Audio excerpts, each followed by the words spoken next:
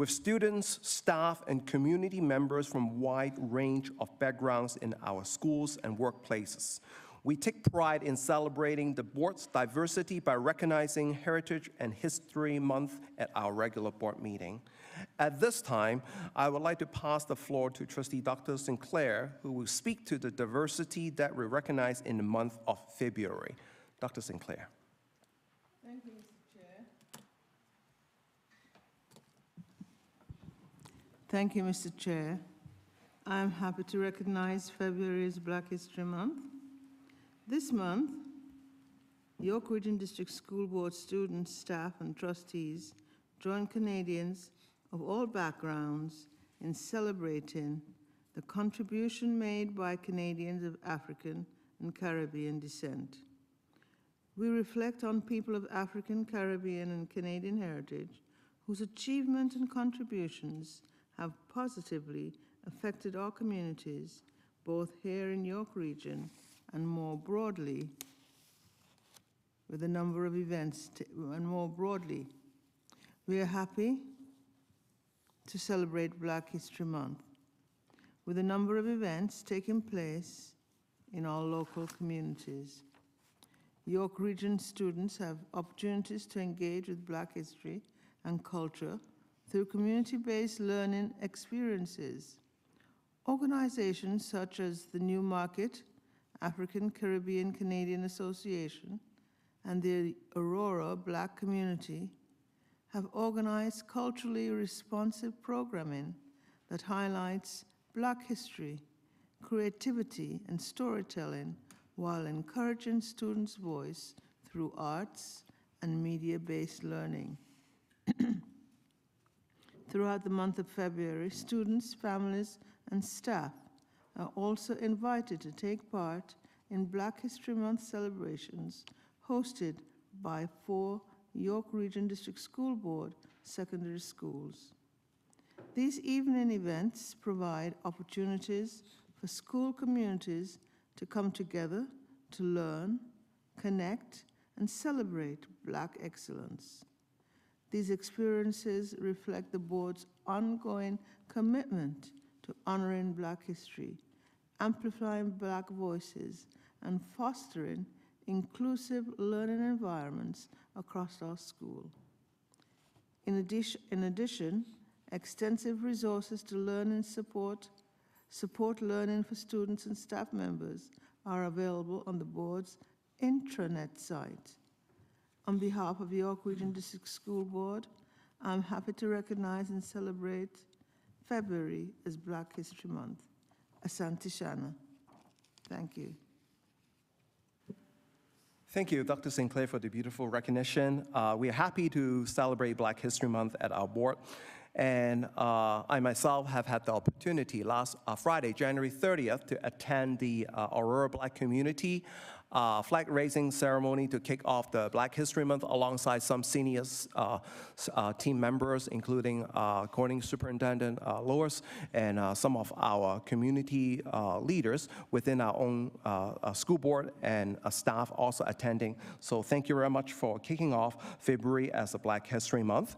At this time, I would like to ask for any of my colleagues to highlight any of the work and event that are highlighting this month coming up for February or the reasons happening within your local community. Colleagues, it is your time and feel free to please share anything that you would like to. Please just raise your hand and I'll recognize. Trustee Mahmood. Thank you, Mr. Chair. As we all know that in January we don't have a board meeting in the month of January, so we had recognized the Tamil Heritage Month as part of the December meeting. So January was declared or recognized as a Tamil Heritage Month. During that month, I had an opportunity to attend a couple of events. One of them was organized by One Tamils at Maple High. Maple High was vibrant on that night. It was full of activities, a lot of full to the capacity, colorful celebration organized. And then the best thing to see was that our students from our own schools were volunteering there, and they were actively participation in there in all the program. That makes you feel that whatever we are doing in our schools something good is happening, then the kids are feeling inclusive and they feel part of the school community as well. Similarly, on extending that, on January 21st, I had an opportunity to attend at One City Hall similar events where also some students of our schools were also presenting as well.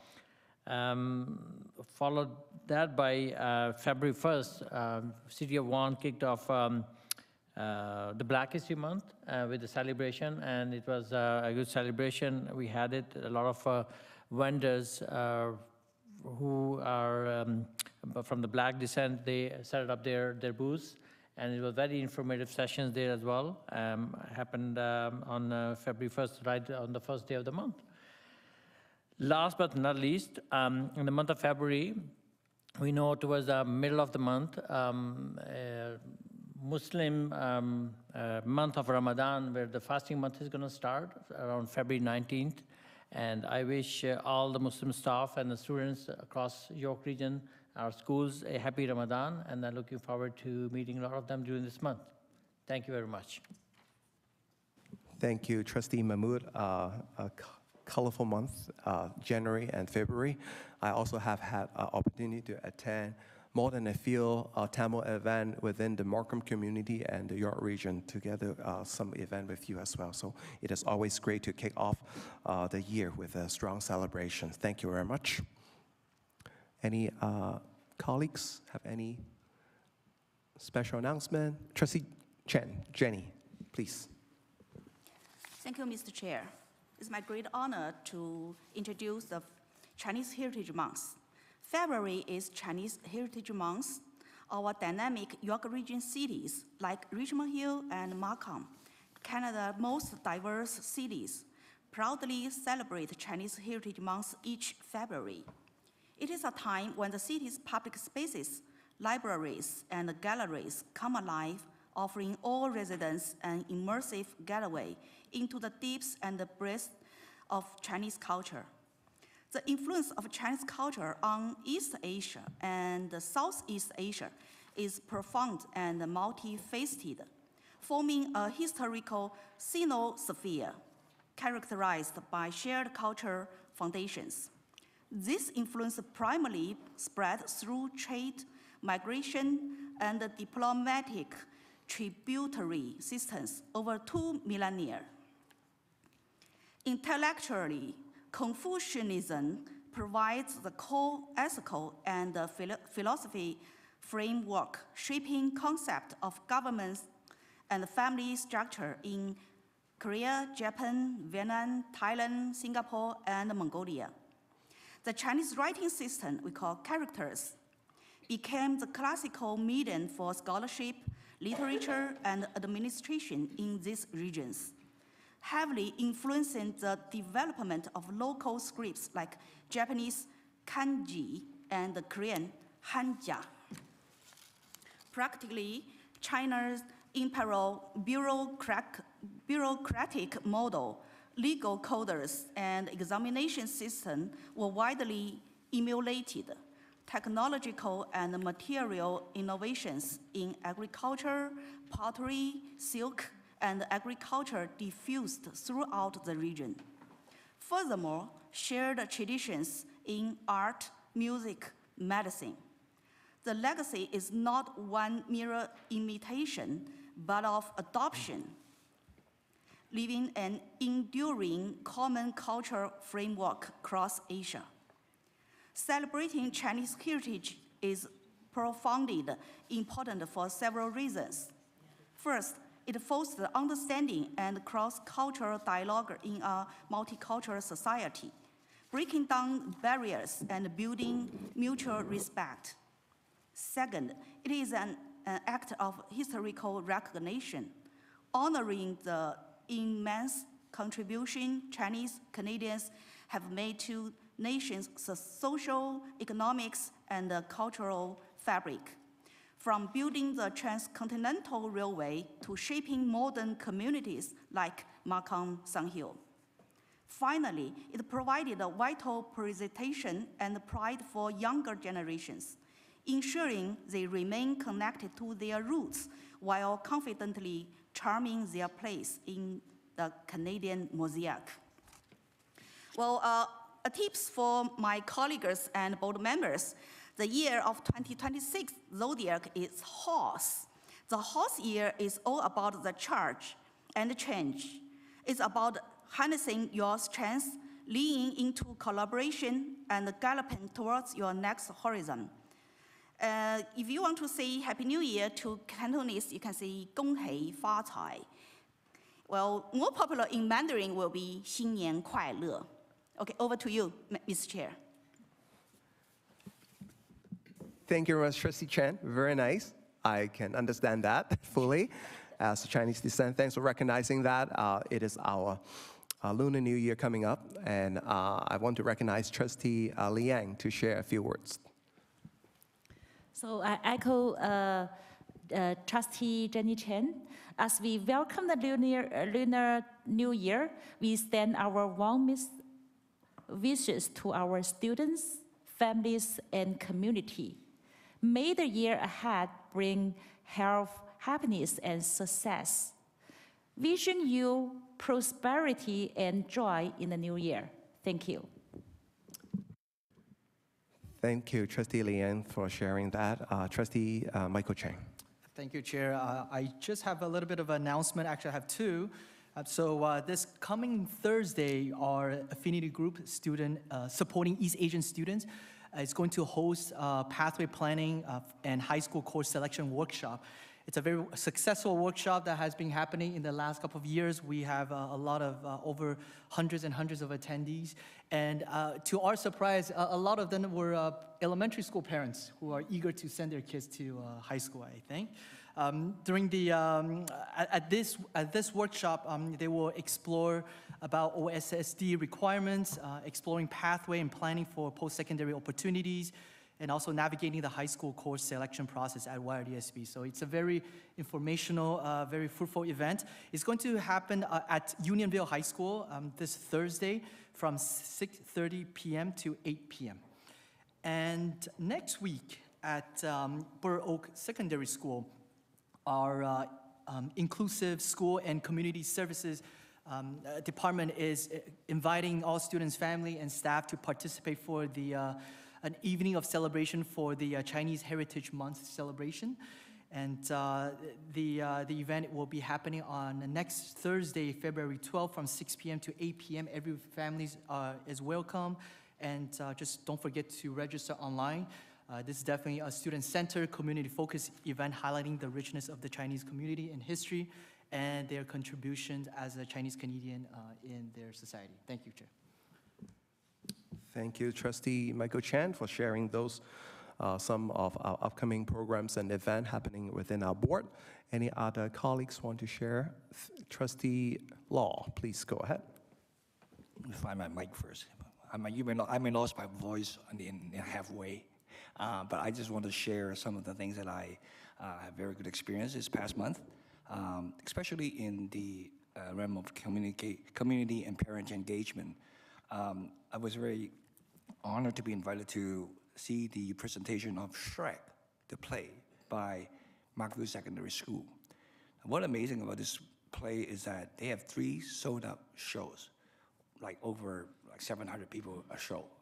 And then they have 83 students, 3 classes participating in organizing, producing, and performing of the show. Just to be able to bring that many families out for those evenings, it's amazing. Now, another fun event I went to is over at Vismer Public School. It's a parent STEAM workshop night. 200 families showed up. And they all, the parents are playing with the kids, learning with the kids, doing hands-on stuff in all kinds of robotics, AI, art, chemistry, math, aerodynamics, and anything that the students were taught in the class, the parents were learning in the class with them. So in both events, I see parents see what their child is learning in our school and the outcome of it, which goes beyond just knowing their EKO scores. I think this is a really good accomplishment by our staff.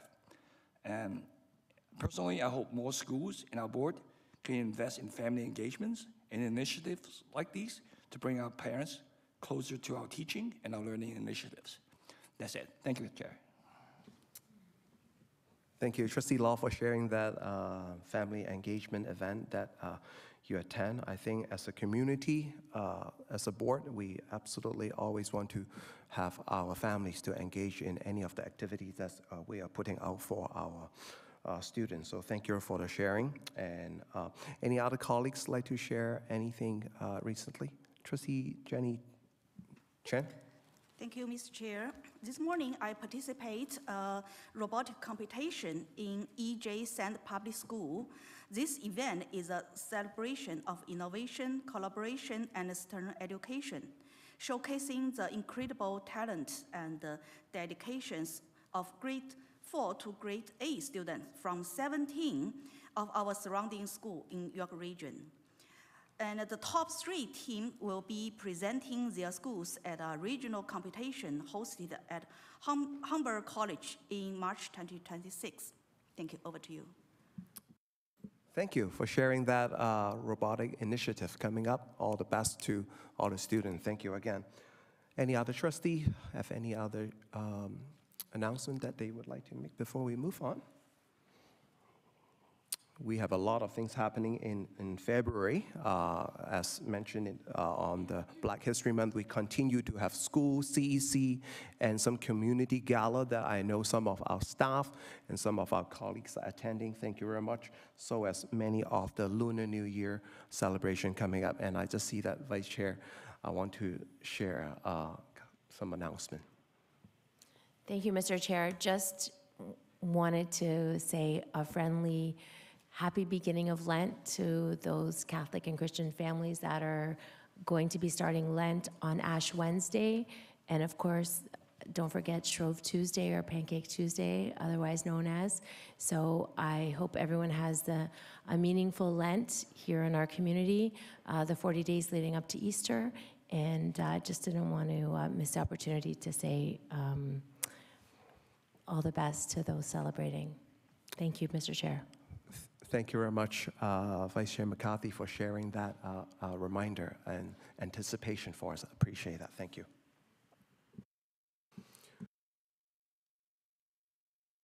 We will continue our agenda item. At this time, it is my pleasure to invite our student trustee to present your monthly board report.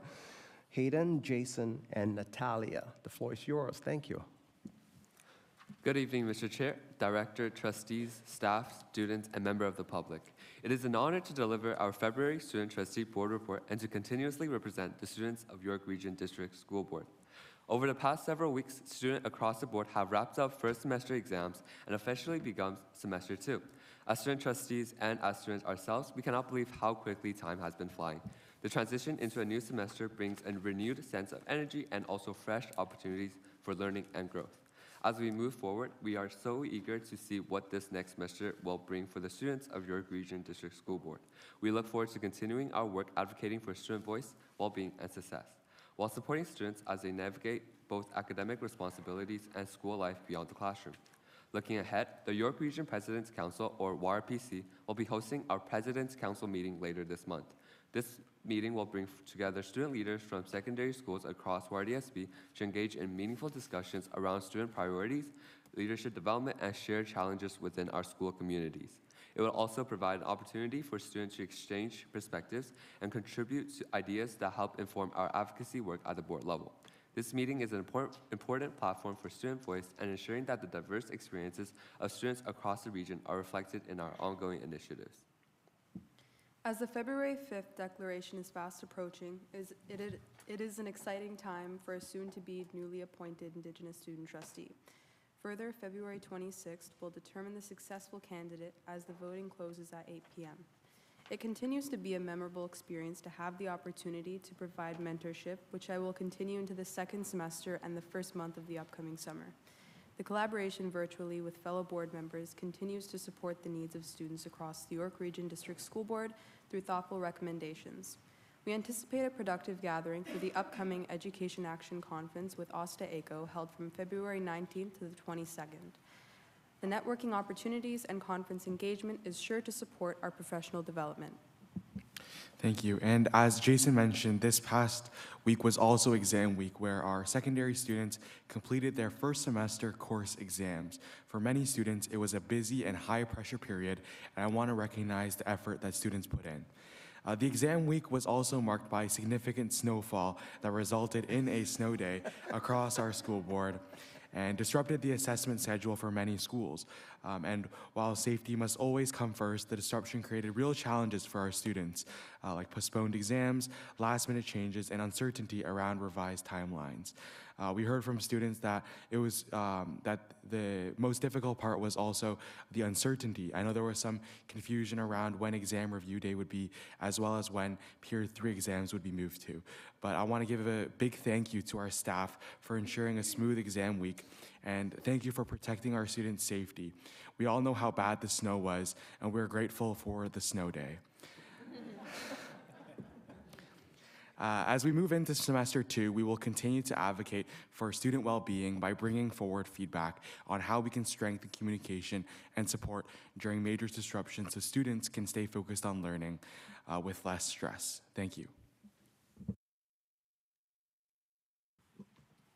Thank you very much, student trustee. It is very real, very direct, very close to us, and I wish the best to our new student trustee election that's upcoming. That is already underway, and we have to go through stages to get our new student trustee coming aboard. And in terms of the snow day, yes, I think I did not do a good enough job because my mass communication did not go to your community, and I try my best to communicate that to the community on the snow day. And as a parent myself, yes, we have to have some adjustment, but thank you to the staff, and there's a lot of complicated decision to be made to ensure student safety, well-being, and student achievement all at the same time. So I want to appreciate the voices from the student. As a matter of fact, I just, last week, I also just received a very long email from one of your YLPC member. I'll just keep it anonymous for now, that she has had a wonderful cooperation education program at one of the elementary school and able to collect a lot of the grade 5 to grade 8 voice.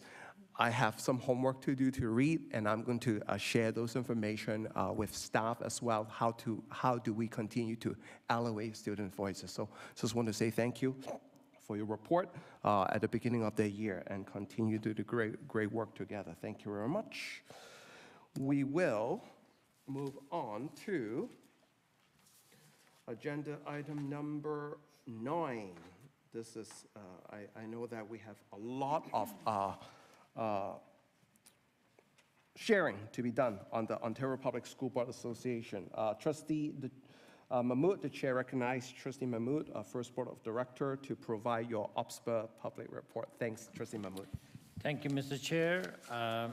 Just to begin, as I have been presenting in the last couple of meetings, so this month, last month, January 23rd, 24th, we had our Public Education Symposium 2026. Given the current climate and the education, public education, this was very important and a sold-out conference once again. A lot of learning. So I, along with three other my fellow trustees, Trustee Ron Lin, Trustee Carolyn Butterworth, and Trustee Dr. Sinclair, had the opportunity to attend that. There were tons of workshops to pick from, so we had to divide and conquer, where we were able to attend a lot of and bring it back information to other trustees, which we will be sharing with them from time to time. Just as a highlight, that there was keynote speakers like Ontario Ombudsman Paul Dubé. He presented it, what his department does and how they work. There was a keynote speaker on the second day, Regional Chief Abram Benedict. He presented the First Nations education system. He walked us through that. Similarly, I had an opportunity to attend the Ontario Schools Food Program. I had an opportunity to see into the minds of the youth. There was a presentation called Next Gen Survey 2025, and then how you can understand Gen Z and Alpha. I got a lot of learning in there as well. And on Saturday, the last day, we had a regional meeting for our region where proposed changes to the OPSPA bylaw, they were discussed in detail, and then all the trustees had an opportunity to present their information, and that has gone back to the working committee, and in March, we will be having a vote on the proposed changes for that. Now, this is a very brief highlight, but I would like to invite my fellow trustees who attended the OPSPA PEZ with me, if they would like to share any information, starting with you, Mr. Chair, if you would like to. Thank you, thank you. I have had the opportunity to join the January 23rd and 24th, 2026 PES, and that's a lot of great workshop I attend. One of them, I would like to bring that to colleagues and families and who are on the public session, is we continue to navigate through this cell phone policy. So I just want to share from a learning perspective. I remember the province have started sharing this initiative September of 2024. And I think as a district school board, we have had some success, but we also like to realize that it is a challenging territory to navigate, because from the Gen Z and the Gen Z training that I remember vividly, that this piece of device is designed specifically to make us addictive to it, adults included. I'm not excluding anyone. But from the researcher, they are coming from the DS, which is I think it's an arm's length research from the TMU Metropolitan University. They share some strong data with all the attendees that it is something that we have to continue to look into. This is not just from a boardroom. It has to be involve educators. It has to involve families. They have to get buy-in. They have to set good examples for their children, our students, and to ensure that they could continue to have this focus, because cell phone, we also have had an opportunity, believe it or not, to start to write policy on how and the why on doing the things that we are doing. I want to appreciate our policy staff team and the senior team for providing those policy updates to trustee on a monthly basis. It is not easy, but we want to find the balance point on how the execution can be, how can we empower the educators, how can we encourage the parents to be part of this evolving challenge that we are facing at a public body on school board. So that is one of the workshops that I remember vividly. The second one that I was attending, back to the cell phone workshop, I have had opportunities since right after the PAS to have a conversation with senior team on how can we do better on our enforcement. And I think we should not make cell phone banning a punishment. I think we should reverse it to make it as an engagement, allow them to be able to really do what they are doing in school, is to learn and teach from the teacher and absorb the information. The second workshop that I attend was coming directly from the Right to Read, is from the Laxia group, that they do not talk about directly about intellectual challenge on kids. We talk about, and now I can appreciate more from the student service and curriculum, about the early intervention, that I am very thankful that our board is aligning and in compliance with the ministry mandate to have this early intervention. And because the earlier that we put intervention to our student, we may able to save up 75% of our resource versus when we are doing the intervention at a later stage at grade 3 and 4 for the test. So as a non-education expert, but serving the public body, I think it is good knowledge for myself. And I have to realize those DAP report, annual report, have a lot of good information. And from the OPSPR, it allows me to go even a step further to be more understandable. And I continue to learn. 8 years, and I'm still learning today. So this is something that I learned, and thank you, Trustee Mahmood, for allowing. I know that my colleagues also have some learning that they are able to share. So this is my sharing. I just don't want to take all the time.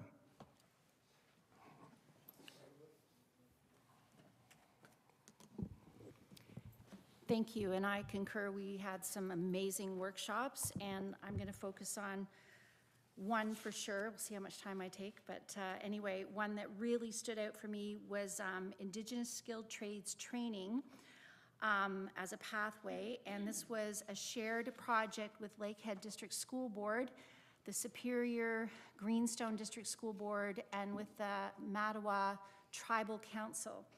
And in northwestern Ontario, there is a severe housing crisis, and we know this is across Ontario, but it's I guess severe there. And they were trying to find ways to address the housing crisis, but they also needed to develop trades, skills and trades, in order to be able to address this housing crisis. So they sort of put their heads together, applied for some grants and whatever else, and started to build what they called smart modular homes. And these were kids in what they called construction class, but it expanded. And you also didn't have to just be in the construction class. You could show an interest and join. And so what they did is they restructured the school day, the timetable. They shared staff members between all three, like the 2 school boards and the tribal council, and expanded this into 3 high schools and started working on these modular homes. And then from that, they also had what they called small-scale projects to engage other students. So they had students working who were, had an art passion or study. They were working on murals and artwork for the homes. They were also making snowshoes and so on. It really engaged students. They found just from their data for the couple of years that they've been doing this that attendance went way up. Kids also got certifications in different things. So they got ice training, skid steer training, which I had to find out what that is. It's actually a machine. Chainsaws. They learned about fish stocking and got some certification towards an apprenticeship for fish and wildlife technician. This totally connects to both boards' strategic plans in terms of entry points for all, meaningful community partnerships, focus on reconciliation, and the piece about the attendance also improved. They also engaged local industries who stepped up to help with helping kids get certifications, helping with even figuring out how much to order in terms of your like your supplies. It also allowed elders and their families to engage in the school system, and it gave them a feeling of belonging and pride. And we heard this from a chief who spoke from the Ginugaming First Nation. And she was very pleased because she said it gave the kids opportunities to give back to their community. Their collaboration is holistic. It fosters pride and community. And even from this, they incorporated math. So they ended up making this also a math credit as well, because we need math in skilled trades. I think that was about it. Oh, they also involved different ministries, housing and education. And they are collecting data right now to see where this is going to go, but they are really pleased with the well-being that is created and the pride and the connectiveness to the land. And for some kids, this was their ticket to finish high school, and that was really heartwarming. So anyway, that was the piece that I wanted to share. Thank you. Dr. Sinker, would you like to share something? Yes. Yes, I'd like to share. My colleagues are very studious. So am I when I have to. However, I was more interested in policies and procedures. So I attended the Black Caucus session on trying to put together a submission to the ministry about Bill 33, the one about to propose regulations under the Education Act, Bill 33, supporting children and students, and the police access to schools, premises, and school resource officer program. And it was very interesting. We had lots of opinions, both for and against the whole bill. But we had to come up with a proposal coming from the Black Caucus perspective. And we did that. It lasted for nearly 3-4 hours trying to come to some consensus, but we did in the end. Eventually, it was good to know that for many school boards, they hadn't really started implementing this. And I felt quite proud that in York Region, we started last year. Before it became an issue, we created what we wanted that to look like in our board.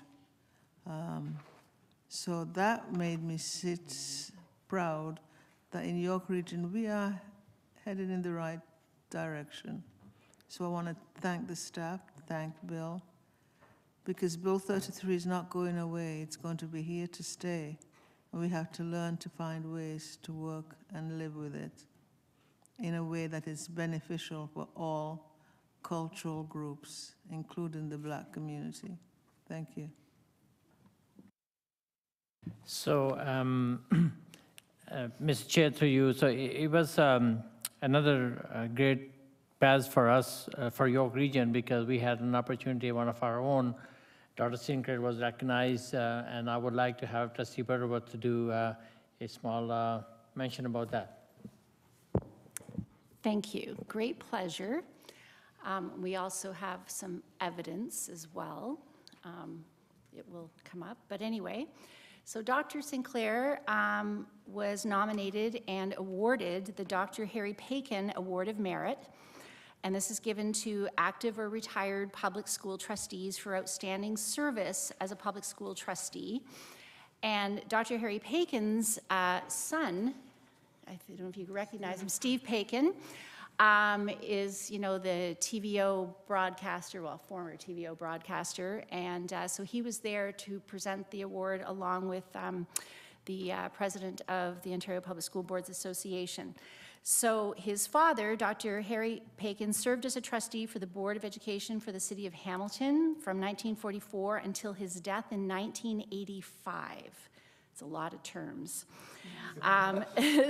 This award was initiated in Dr. Paikin's memory by his colleagues and friends who appreciated his visions of learning and life. And during his 41 years of service on the board, Dr. Paikin was known as a dedicated supporter of learning and is remembered for his love of poetry and oration.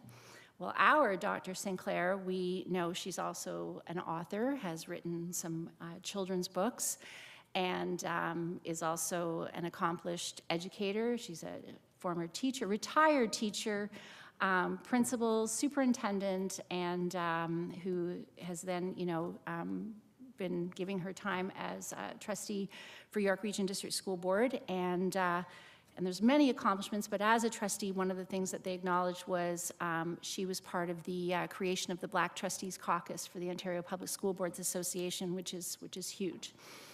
And I know she would like to get her hands on it more than they'll let her, but she definitely, her vision is seen and is heard, and when you sit in on those meetings, you hear her voice in a lot of what is discussed.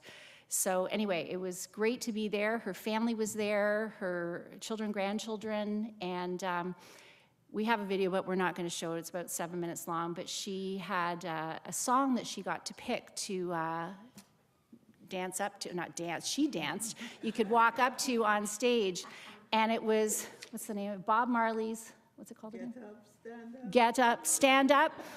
And they messed it up. They played something else. Well, she let them know, as we know, And then she recited the song, parts of the song, but it totally connected to her message and why she is who she is and why she does what she does. And that song just fit perfectly.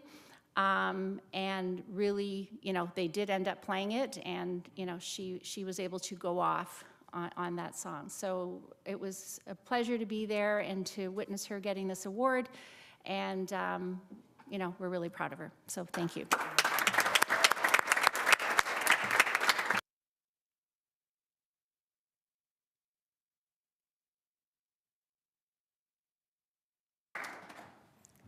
Thank you, everybody. I wasn't expecting that, but thank you. It was an exciting evening, and yeah, they did mess up my song. They asked me to pick a song to walk up the stage with. I incorporated it into my speech, and only to played something different. But as Caroline says, I wasn't going to let them get away with that.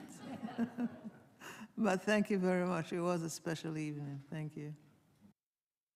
Thank you, Chair. This concludes our OPSPA report. Sorry for lengthy report.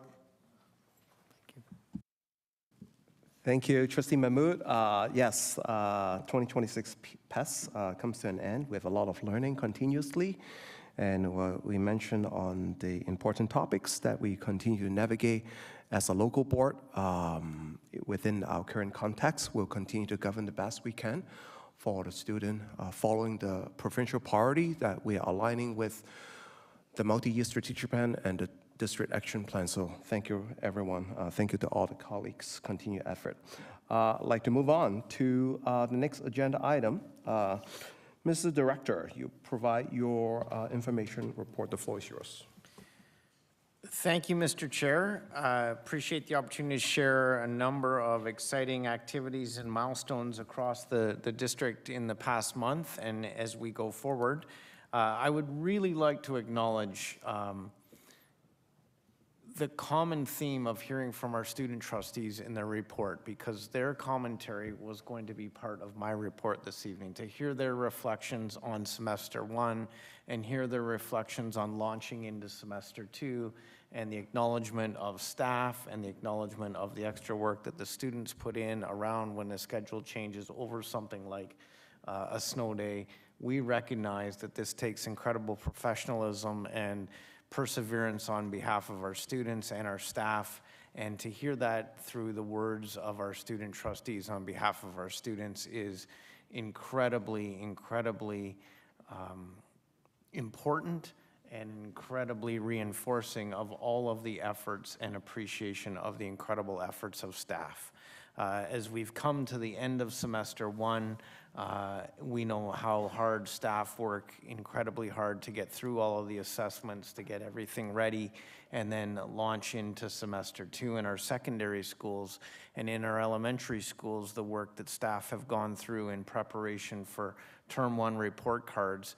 And this year, I would like to take a moment to acknowledge the incredible work that's gone in to also launching a new assessment tool for term one report cards, and the extra work that has taken place on behalf of staff and administration across the district to get report cards developed and ready for students and parents and guardians in acknowledging the hard work of term one. So thank you very much, student trustees, for your acknowledgement of that and the incredible work that our students do. But I'd like to take a moment to acknowledge the incredible work that our staff does across this district in making sure that we're doing all we can for student achievement and well-being, Mr. Chair. So thank you for that.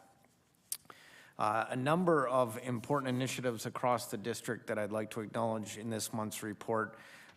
Very pleased to share a collaboration with our Curriculum and Instructional Services Department and Student Services, who successfully applied and secured a responsive education funding through the Removing Barriers for Students with Disabilities grant. This project will see educators from 20 schools engage in job-embedded professional learning, following a continuous improvement cycle with large group and school-based learning opportunities directly within the classroom. Learning will focus on effective strategies to support students with disabilities while emphasizing our transition strategy here in the York Region District School Board, our early years strategy, and our York Region District School Board revised waterfall document, which many of you are very, very familiar with, understanding how processing affects learning, teaching, and using interception, declarative language, universal design for learning, and differentiated instruction. Very exciting for removing barriers for students with disabilities.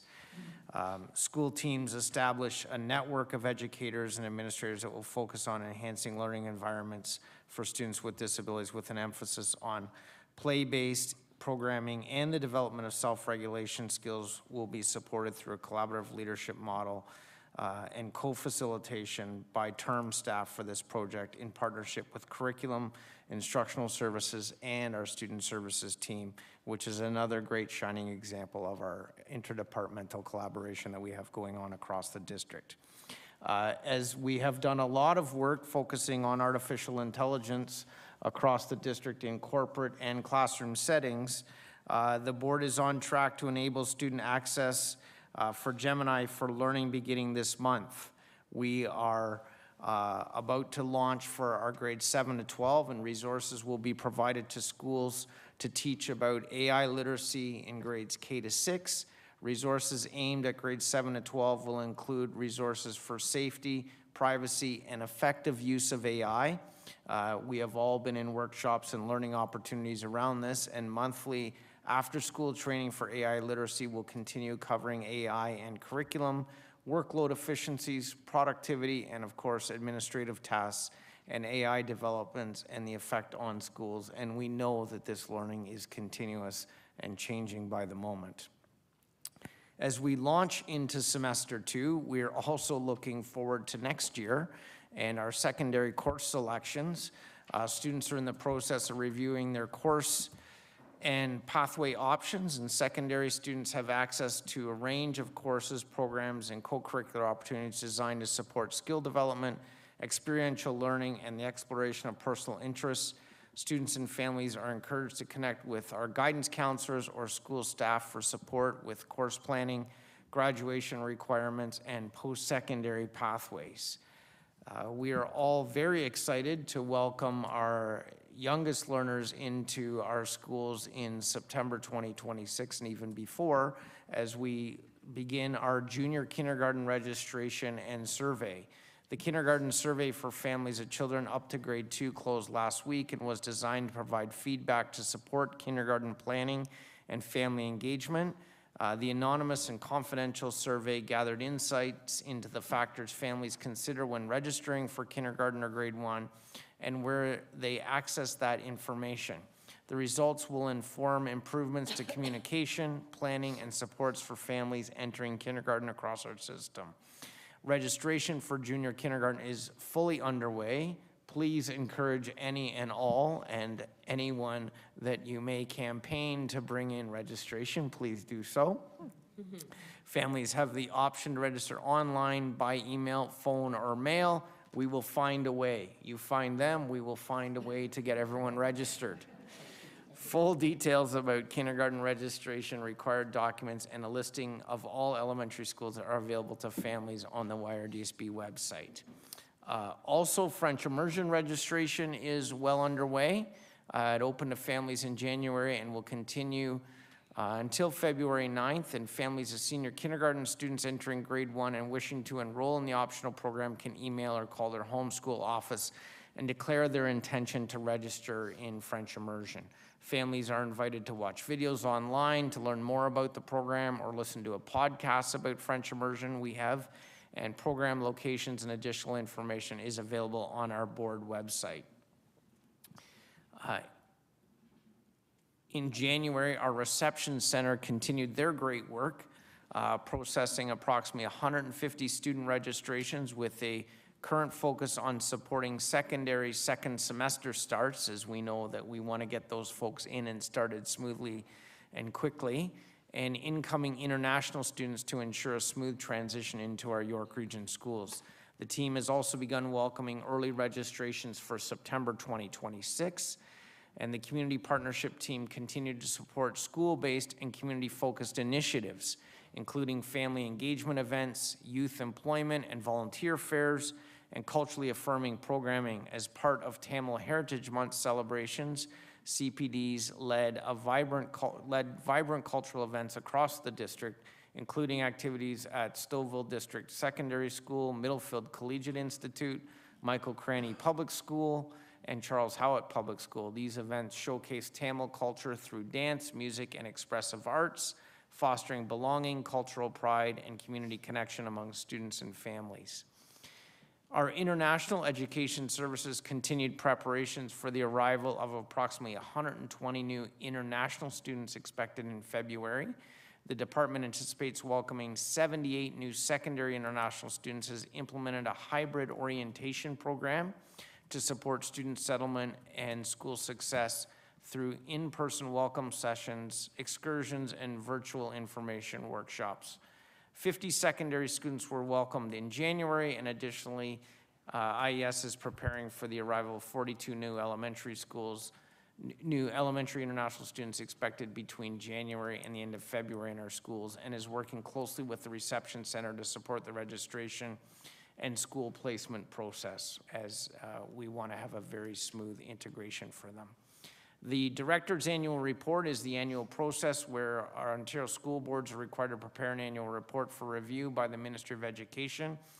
The York Region District School Board's Director's Annual Report, which includes information from the previous school year as well as the current year, where available, is currently being revised and is posted on the board's website, and those web pages are updated regularly and will continue to be refreshed as new information becomes available as we go throughout the school year. As we all know, January 27 was International Holocaust Remembrance Day, and internationally recognized day established by the United Nations to honor victims of the Holocaust. In recognition of the day, the York Region District School Board shared instructional, professional learning, and well-being resources to assist staff in teaching about the Holocaust in developmentally appropriate and inclusive ways. And a communication was shared with staff that pointed to resources on the BWW, including the Holocaust and Anti-Semitism book list in the professional library, literature circle kits from the Media Resource Library, and guidance on the use of the text selection tool to support culturally responsive instruction. Additional professional learning opportunities were shared alongside access to internal and external educator resources. Staff were also reminded of the availability of culturally responsive mental health supports for students and staff. And as Dr. Sinclair shared earlier in the meeting, February is Black History Month, and the York Region District School Board is continuing to work towards advancing inclusion through meaningful action. These efforts include strengthening inclusive curriculum materials and supporting our Black student achievement and well-being, and continuing to implement our board's dismantling anti-Black racism strategy. Educators and staff are working in support of Black History Month, and throughout the year, there are numerous classroom resources and upcoming events listed on the board's intranet site and available to staff, not only through February, but throughout the year. As acknowledged earlier, Lunar New Year. Lunar New Year is February 17th, and many schools recognize Lunar New Year through learning opportunities that deepen students' understanding of this annual celebration, and the York Region District School Board extends warm wishes to all staff and students and communities members celebrating Lunar New Year, and sends best wishes for the year of the horse.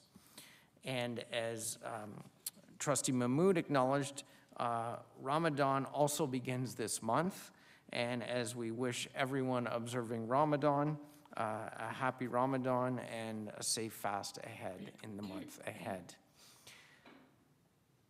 Believe it or not, we're very close to the Family Day long weekend. February 16th is Family Day, and as the sign out front acknowledges, our schools and offices will be closed to observe the holiday, and Family Day is an opportunity for students and staff to spend quality time with their family and friends. Even though they got to a couple weeks ago on a snow day, they get another opportunity on Family Day, recognizing that maintaining the social connection is important to one's overall well-being and mental health. And we wish everyone a safe and happy Family Day ahead. And Mr. Chair, there are also a couple of staffing recognitions that I would like to take a moment to recognize. First of all, want to recognize, congratulate, and welcome Fanny Im to her first board meeting, and to our senior team general counsel, Fanny Im. So welcome, Fanny, and thank you for joining the York Region District School Board team.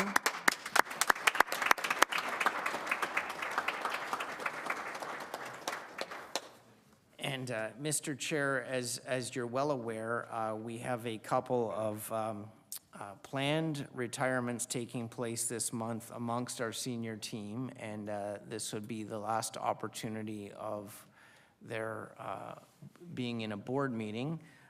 So Executive Officer Information Technology Paula Bennett is not in the room tonight, but is about to launch into her planned retirement phase of life.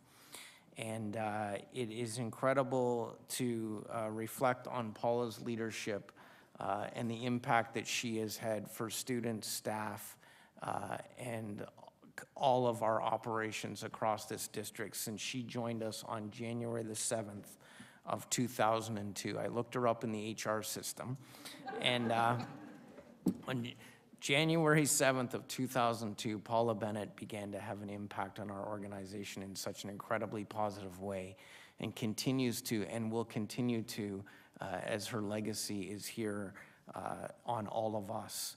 Her work has been incredible and always student-focused in her leadership and her integration. It was interesting, I was on a school visit last year, and a student asked me, who's in charge of the internet? I said, well, Paula Bennett. And because he wanted some sites that were not quite available to him. And anyway, but Paula has had a wonderful, wonderful impact here in York Region for our students and our staff and all of our department services, and her incredible team in information technology. And has been an incredible leader, not only here in the York Region District School Board, I might add, across the province in public education. So we want to wish Paula all the best, as Paula had said.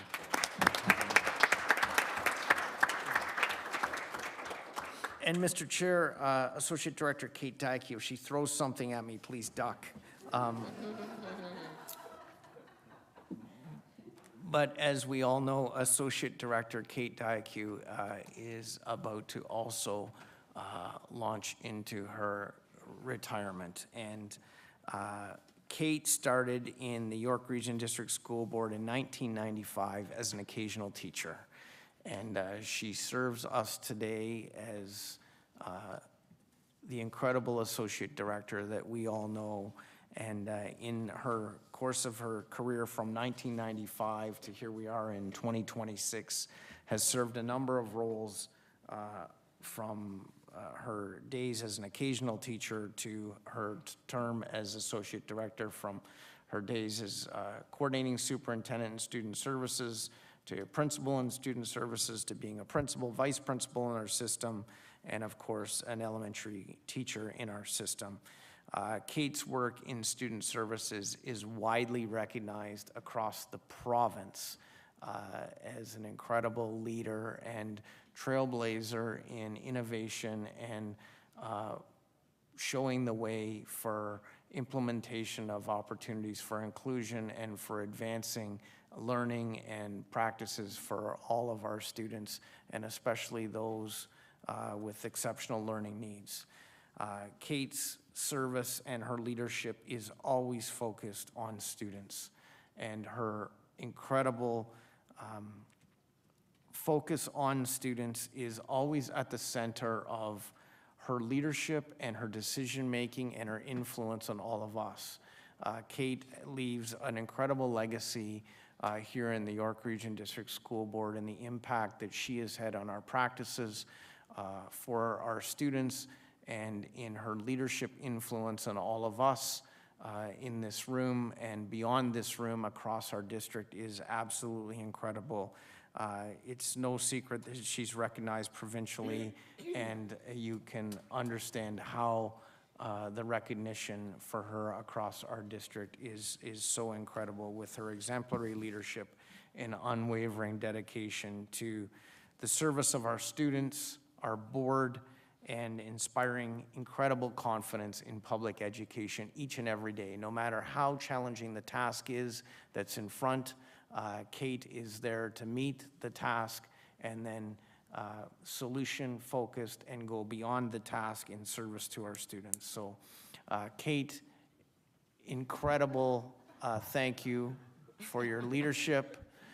Thank you very much on behalf of all of us and every single student over the course of your career that you have had an influence on and will continue to as time goes on. Thank you very, very much, and congratulations on a well-deserved retirement.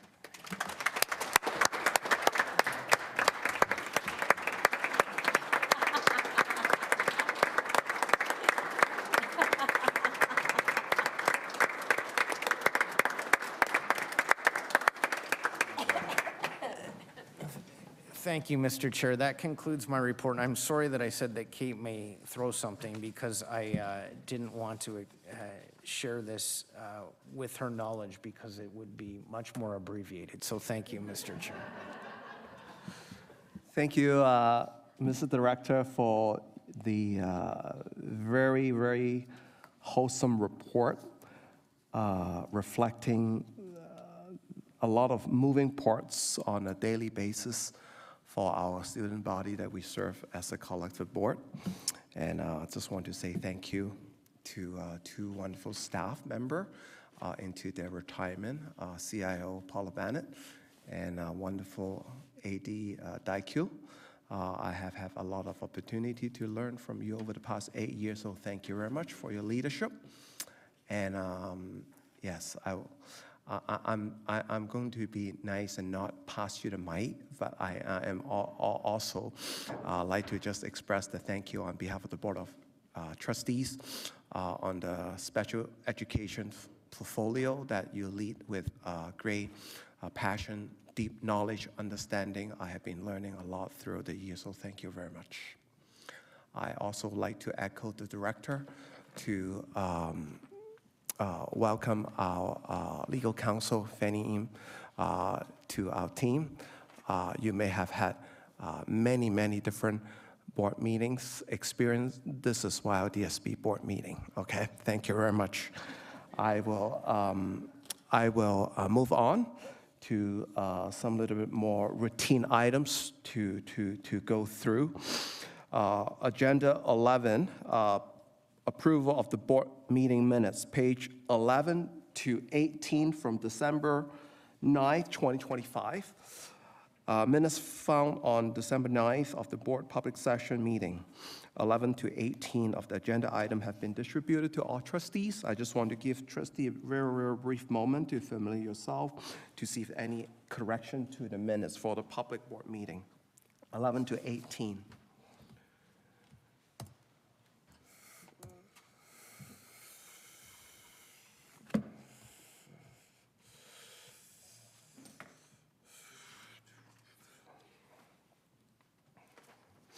Are there any correction to the minutes, colleagues?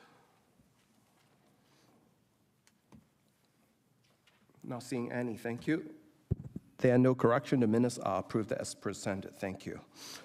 Moving along, we have quite a few standing committees because we did not have a public board meeting in January. So on page 19 to 121 of the agenda package are minutes of committee meetings. This routine recommendation are here for our approval as one consent motion. We have 5 meetings over the past month and a half with 2 policy and bylaw from December 9th and December the 13th, January the 13th. We have a learning equity on January the 13th, and we have January 27th, GBOP, and we have January 27th, Finance and Property Standings Committee. All the good discussion throughout. I just want to bring a few highlights for the members of the public, specifically on the January 13 learning equity. We have a great discussion and a few board report that we received. The first one is coming out rightly so that we are working towards servicing our student the best effort we can, acknowledge what the director and the student trustee mentioned earlier about snow day. So we have at a board report on student transportation service in the Georgina service area as a pilot project that we are launching, and we continue to monitor that. Thank you, staff, for that. We have had from our Human Rights Commissioner, multi-year accessibility plan from 2025 to 2030. We have had this conversation throughout and also reflected in the director's report earlier on the very first section. Very proud that we have our 2024-2025 district action plan. Within that plan there, members of the public, there are a lot of important data, important work, important explanation for colleagues, staff member in the system, and families to go through on that. And as we mentioned earlier, February is Black History Month. Proudly, YRDSB is on the year number 4 of our Deborah strategy that we are moving along. We have had some success. We continue to work on servicing our Black students continuously. On the Finance Property Standing Committee, I just want to give a very, very brief highlight on January 27th. Again, thank you to the finance team and the accounting team. We have our, as we know, we are facing enrollment challenges, not just exclusive to the York Region District School Board, but across the GTHA area. We have our revised estimates present to us, and thank you, staff, to helping and keeping us fiscally most responsible we can. We went through our first quarterly report from September 1st to November 30th, and those are some of the highlights. So this minute of the 5 committee meeting is going to be received as one consent motion. Are there any objection? Are there any add-ons the trustee want to put in before we adopt this 5 committee meetings minutes? Without any objection, the recommendation is adopted. Thank you very much, trustee. Moving along to advisory committee minutes. We have 4 meetings last month. Page 123 to 127, joint EAC, Equity and Inclusivity Advisory Committee, and the Parent Family Community Engagement Advisory Committee. We have our Special Education Advisory Committees, 129 to 134 on December 11th, and we have another one on January 8th, 135 to 140. We have page 141 to 145, another Parent Family Community Engagement Advisory Committee meeting. Any advisory colleagues, trustee, like to provide any update, please? Trustee Butterworth. I haven't had a chance to comment on my favorite committee, SEAC. So I thought, since there's 2 meetings that we've had, at our December 11th meeting, we had the greatest honor of having a winter holiday presentation where students showcased their musical abilities. So we had a pianist, we had a student who played the xylophone, played Jingle Bells for us. We had a small band called the Arcades play for us. We also had a student who created his own animated characters, and we got a little present. We got a keychain that used one of his animated characters on the keychain. So we were, really appreciated that. A lot of time and effort went into that. And then in January, we had our elections. So our wonderful chair, Lynn Zeraldo, was elected unanimously again. And Sue Walters is our vice chair. And we also had a spotlight, which we do every meeting, on a student from one of our schools, and the spotlight was on his self-advocacy. So this was a grade 8 student who has challenges, but you wouldn't know that. This young man does the announcements, I assumed every day. Very positive student, has overcome many obstacles in his life. He has learned to self-regulate. He no longer needs a safety plan. He's created his own self-advocacy cards to express what he needs. And his school has done a school-wide initiative on creating advocacy cards. So he's really, started something at his school. So it was really wonderful to see that. And what warms my heart about SEAC is, we're looking at kids who overcome a lot with the right support. They have a lot of challenges, but they are successful, and that's really good news. So thank you. Thank you very much, Trustee Butterworth. Yes, yeah, I miss SEAC for sure, and I don't have a keychain. Yes, our biggest congratulations to Chair Lynn Serrato and Sue Waters for the acclamation for both chair and the vice chair position. So well deserved. SEAC is a very strong, as mentioned earlier, in another context, SEAC is special education hold a very important space in YRDSB for all our students with exceptionality. I just also want to highlight that at one of the SEAC meeting, I am seeing some extra discussion about the giftedness program. That there are various spectrum of exceptionality, and for our understanding, giftedness is also a special exceptionality. And I'm happy to see that we are talking how through enrollment survey, how we are going to support our student with giftedness. And that is very, very good conversation that we have. So thank you for the report, and congratulations again to Lynn Serrato and Sue Waters for their well-deserved position, and it is grateful for them to continue to assume the position. Thank you. On the PAC, I just want to kudos to my colleagues, Trustee Law, continue to, policy is like Dr. Sinclair, policy and procedure is what trustee is responsible, especially for policy. We have to, and we are going to continue to promote public input to our policy. This is how we make our public system better.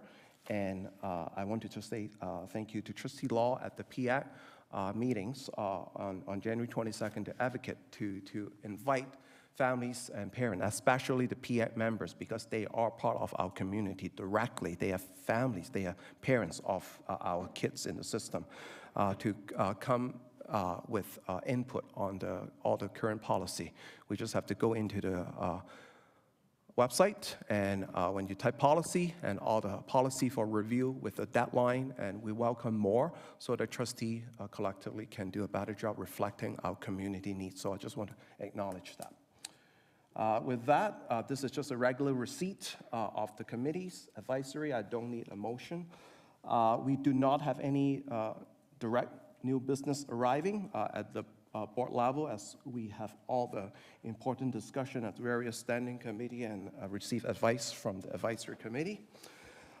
We have page 147 and 148, our February and March meetings is all for our information and for the public information. And I think this concludes tonight's agenda.